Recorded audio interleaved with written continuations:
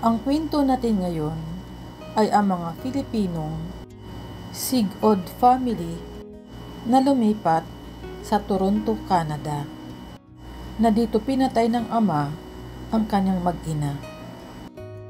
Ako ay si LV, 44 years old, na nagmula sa La Trinidad, Benguet. Nagpakasal kami ni Godfrey, 48 years old, noong 2001 at pumunta akong abroad noong 2004. Iniwan ko si Angelica sa magulang ni Godfrey. Ang plano, kukunin ko si Angelica at susunod si Godfrey. Nagtatrabaho akong personal support worker. Noong panahong yun, para na kaming hiwalay dahil sa nagkaanak siya sa ibang babae at may babae pa siyang iba. Wala na akong communication sa kanya ng matagal na panahon. Si Angelica ay dumating na sa Canada noong 2011. At noong 2019, kinausap ako ng aking biyenan na tulungan si Godfrey na makarating ng Canada at nang maisponsoran ko at maging maayos na rin ang aming relasyon. In January 2020, dumating na rin si Godfrey sa Canada. Inoobserbahan ko siya nang nakatira siya sa akin. Madali siyang magalit at ang gusto niya ay masunod. At pinalayas ko na siya. Na-hire si Angelica na magtrabaho sa Camp Shalom at nag-aral siya sa Seneca College. Noong October 7, 2020, kumontak ng pulis si LV at inireport na sila ni Godfrey ay nag-aaway at pinagbantaan ang kanilang anak.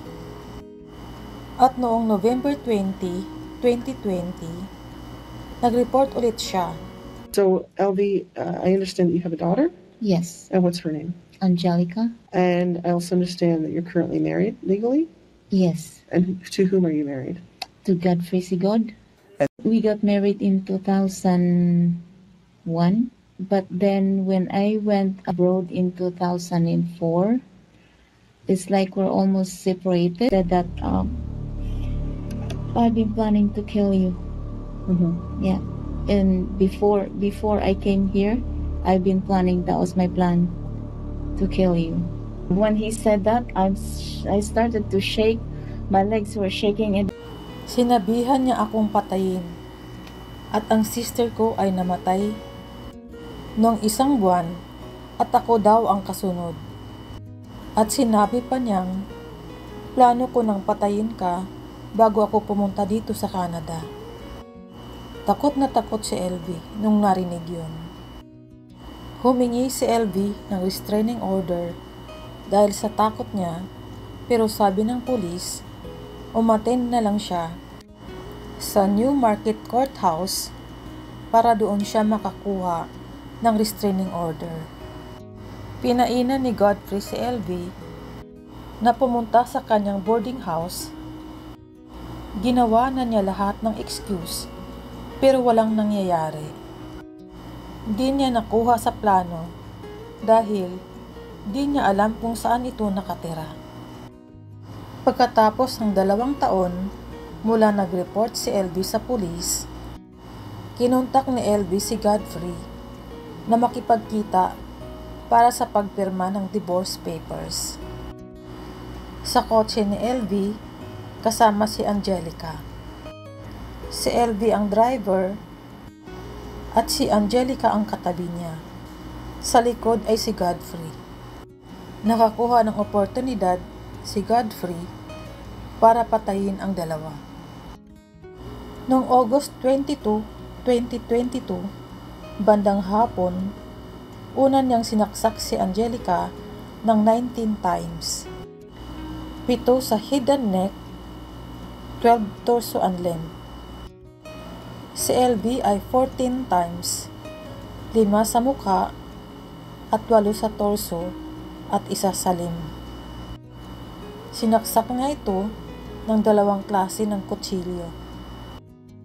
Ginawa niya ito sa gilid ng daan, sa Bathurst Street, Ellerslie Avenue, Toronto, Canada. Sinabi pa sa kanya ni LV, "Bakit mo ginawa ito? Sinira mo ang lahat." Sinisigaw niyang manluloko si LV at may iba na itong lalaki. Si Angelica ay 20 anyos lamang.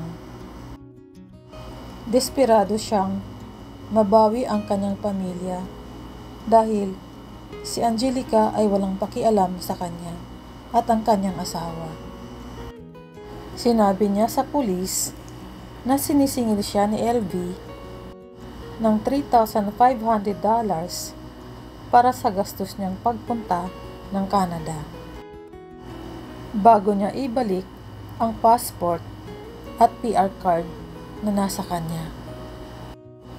Pero wala siyang pera. 3 weeks and 3 days ang deliberasyon.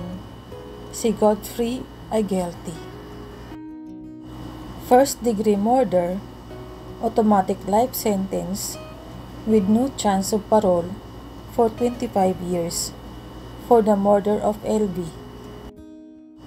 Second-degree murder for Angelica, a life sentence with a parole ineligible period of 18 years.